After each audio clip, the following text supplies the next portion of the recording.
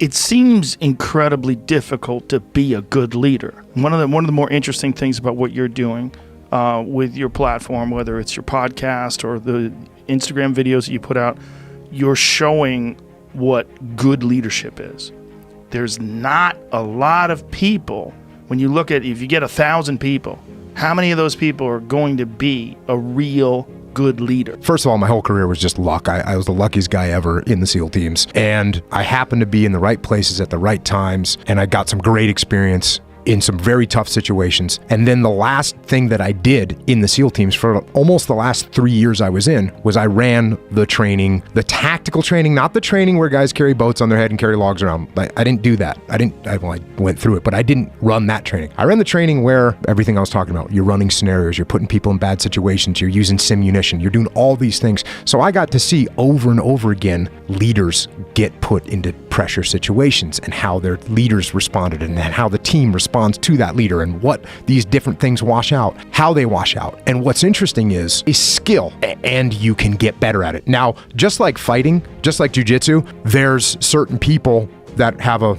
natural propensity to be good at it. You got some, let's say someone's really strong, right? They're going to have an advantage. Let's say someone's super flexible. They're going to have a little advantage. Let's say someone has, they're big, right? These things are advantages in fighting. In leadership, it's the same thing. Let's say someone is super articulate. That's helpful. Let's say someone doesn't have a bad temper. That's very helpful. But everyone is at a different level.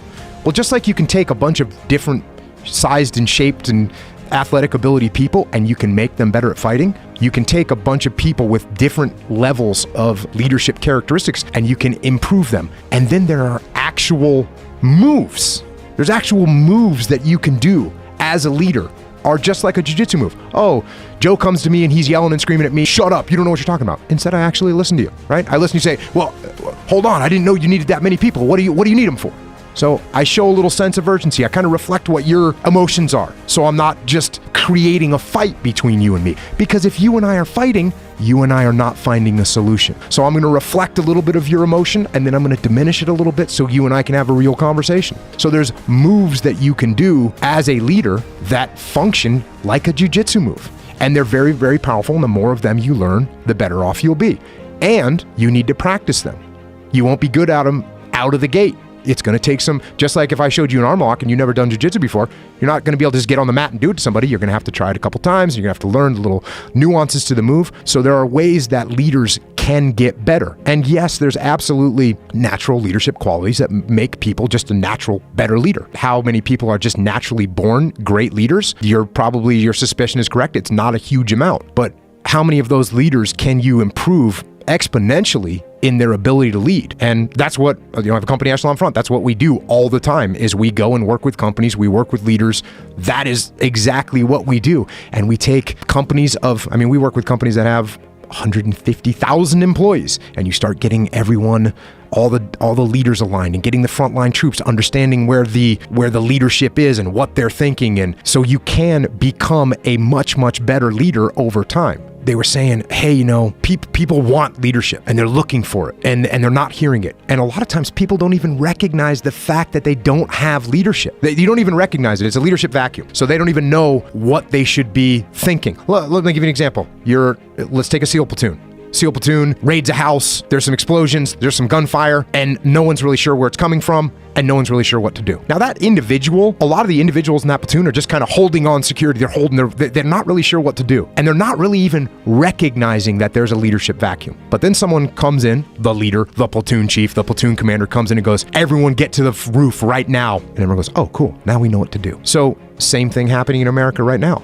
There's no kind of voice together. That's another huge leadership. Everyone thinks in the military that the leader's sitting at the top going, all right, gentlemen, here's what we're going to do. We're going to approach this building from the west. We're going to assault the front door. No, that's not the way it works. That's not the way it should work. The way it should work is I say to you, Joe, hey, Joe, here's the target I want you to go after tonight. Come up with a plan. And you say, okay, cool.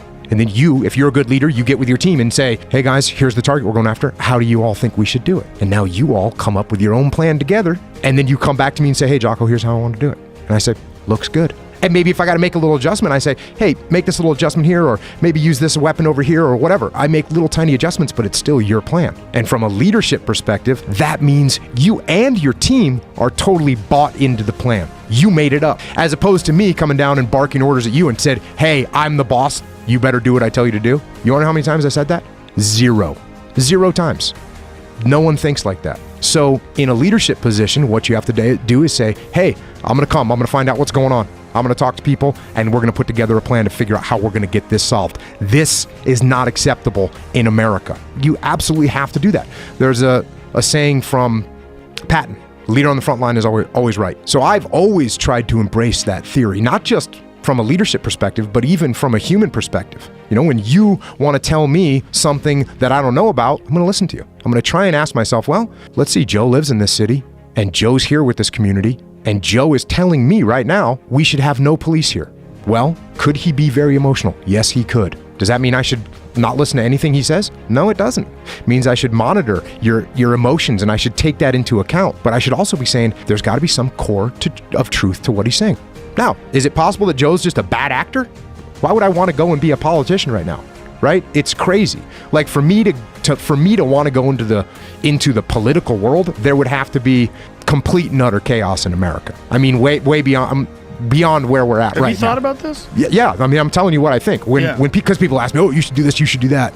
Let's get Dwayne "The Rock" Johnson. I agree with you. He's the guy that could really, I think, unify people. And I think he would have to run as an independent. And I recommend he does it right now. He should be like, yeah, you know what? I'm in. I think he would win. I think he would win. He would win as an independent. Obviously, a smart guy. He's super articulate. He listens. You can tell that he listens. I mean, when you see him interact with people, he's very genuine how he interacts. He's built businesses, right? He's built big, really productive businesses that are doing great. He's got a fantastic work ethic. He got a fantastic work ethic that he built. He came up from nothing, right? He had $7 in his pocket. We all know the story, and he has more bucks in his pocket